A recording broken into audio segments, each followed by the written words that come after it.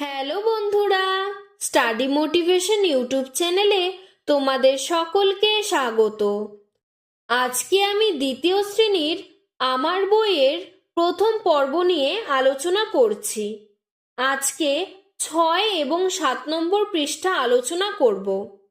এর আগের পৃষ্ঠাগুলো আলোচনা করেছি, ডেসক্রিপশনে লিংক দেওয়া আছে এবং প্লেলিস্টও করে দেওয়া আছে, তোমরা সেখান থেকে দেখে নিও।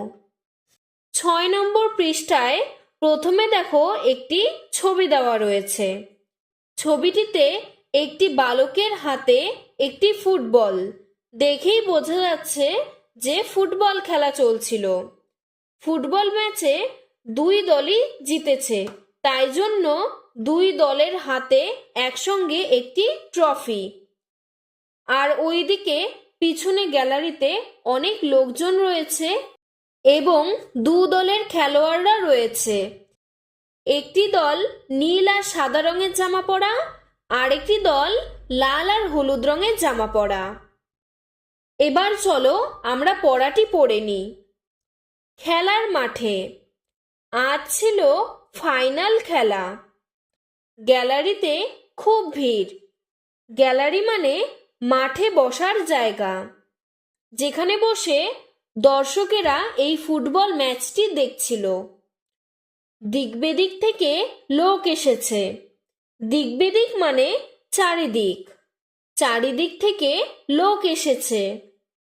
কোনো দলই গোল করতে পারল না। খেলা শেষে দু দলকেই যুগ্ম বিজয়ী ঘোষণা করা হলো। আমরা ওর জন্য ছবিতেই প্রথমে দেখে নিলাম যে দুই দলের হাতেই ট্রফি ছিল। ওটাই এখানে বলেছে যে দুই দলকেই যুগ্ম বিজয়ী। যুগ্ম মানে দুজনে একসাথে, বিজয়ী মানে পুরস্কার যে পেল। যুগ্ম বিজয়ী মানে দুই দলই একসঙ্গে পুরস্কার পেল। একজন আহত হওয়ায় খেলায় বিঘ্ন ঘটেছিল। একজন আহত হলো মানে ব্যথা পেল, তাই জন্য খেলায় বিঘ্ন ঘটেছিল মানে খেলায় বাধা পড়ে গেল। তার জন্য আর খেলাটি সম্পূর্ণ না হওয়ায় দুই দলকেই বিজয়ী ঘোষণা করা হলো। মাঠে চিকিৎসক থাকায় সে শীঘ্র সেরে ওঠে। মাঠে ডাক্তার ছিল, তাই যে আহত হয়েছিল সে খুব তাড়াতাড়ি, শীঘ্র মানে খুব তাড়াতাড়ি সেরে উঠল। এরপরে বলেছে, চলো উপরের রঙিন অংশগুলোকে ভেঙে দেখি। উপরে যে তোমাদের এখানে লাল কালি করে দেওয়া রয়েছে শব্দগুলির মাঝে, এই অংশগুলোকেই আমরা ভেঙে দেখব। গয়ব, গয়ব মানে গ যোগ ব। ঘয়ন, ঘয়ন মানে ঘ যোগ দন্তিন্ন। গয়ম, গয়ম মানে গ যোগ ম। ঘয় রফলা, ঘয় রফলা মানে ঘ যোগ বসিন্ন র। গয় জফলা, গয় জফলা মানে গ যোগ অন্তস্তীয় জ। এরপরে বলেছে, এসো একই রকমের নতুন কথা শিখি। অন্তস্তীয় জয় ওকার গয় জফলা যোগ্য। বয়াকার গয়ময় দীর্ঘী বাগ্মী। পয় রফলা আকার মধ্যাহ্ন প্রাণ। ত ময়োকার ঘয়ন তমঘ্ন। বাম দিকের সাথে ডান দিক মেলাই। এখানে বাঁ দিকে কিছু শব্দ রয়েছে আর ডান দিকেও কিছু শব্দ রয়েছে। এখানে দুটি শব্দের অর্থ একই হতে হবে। দিক বেদিক, দিক বেদিক মানে আমরা আগেই জানলাম চারদিক। তাহলে এখানে দেখো আমি দিক বেদিকের সঙ্গে চারিদিকে একটি তীর চিহ্ন দিয়েছি। গ্যালারি, গ্যালারি কথার অর্থ হলো মাঠে বসার জায়গা। যুগ্ম, যুগ্ম কথার অর্থ দুজন একসাথে। বিঘ্ন, বিঘ্ন মানে বাধা। শীঘ্র, শীঘ্র মানে তাড়াতাড়ি। তোমরা এটি তোমাদের বইতে করে নেবে।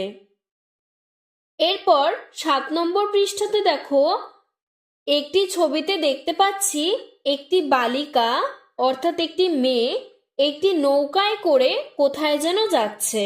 আমরা গল্পটি পড়লে এটি জানতে পারবো। এখানে দেখো বলেছে নাও চলেছে। নাও মানে নৌকা, অর্থাৎ নৌকা চলছে। ওই ভাসে ময়ূরপঙ্খী নাও। ময়ূরপঙ্খী মানে ময়ূর আকৃতির, নাও মানে নৌকা। উপরের ছবিটিতে দেখো কত সুন্দর একটি ময়ূরের মতন দেখতে নৌকা। এই ময়ূরের মতন দেখতে নৌকাটিকে এখানে বলা হয়েছে ময়ূরপঙ্খী নাও। কঙ্কা ওতে চলেছে। এই যে মেয়েটিকে দেখলাম, এই মেয়েটির নাম কঙ্কা। কঙ্কা ওতে মানে নৌকাটিতে, কঙ্কা ওই নৌকাটিতে চলেছে। আকাশে শঙ্খচিল। ওই দূরে দেখো আকাশের মধ্যে একটি চিল দেখা যাচ্ছে। ওরা যাবে মঙ্গলপুর। ওরা মঙ্গলপুরে বেড়াতে যাচ্ছে। নবীন সংঘের মাঠে হবে চড়ুইভাতি। নবীন সংঘের মাঠ, এটি একটি মাঠের নাম। চড়ুইভাতি মানে পিকনিক। তাহলে ওরা মঙ্গলপুরে নবীন সংঘের মাঠে পিকনিকে যাচ্ছে। এরপরে দেখো বলেছে চলো উপরের রঙিন অংশগুলোকে ভেঙে দেখি। এখানে দেখো প্রথমে বলেছে উময় ক। উময় ক মানে উম যোগ ক। এরপর উময় খ। উময় খ মানে উম যোগ খ। তারপর উময় গ। উময় গ মানে উম যোগ গ। তারপর উময় ঘ। উময় ঘ মানে উম যোগ ঘ। এরপর বলেছে এসো একই রকমের নতুন কথা শিখি। স্বরীয় উময় ক অঙ্ক। তালিবস্য উময় খ শঙ্খ। বর্ষিণ্যর উময় গ রঙ্গ। বর্গীজ উময় ঘয় আকার জঙ্ঘা।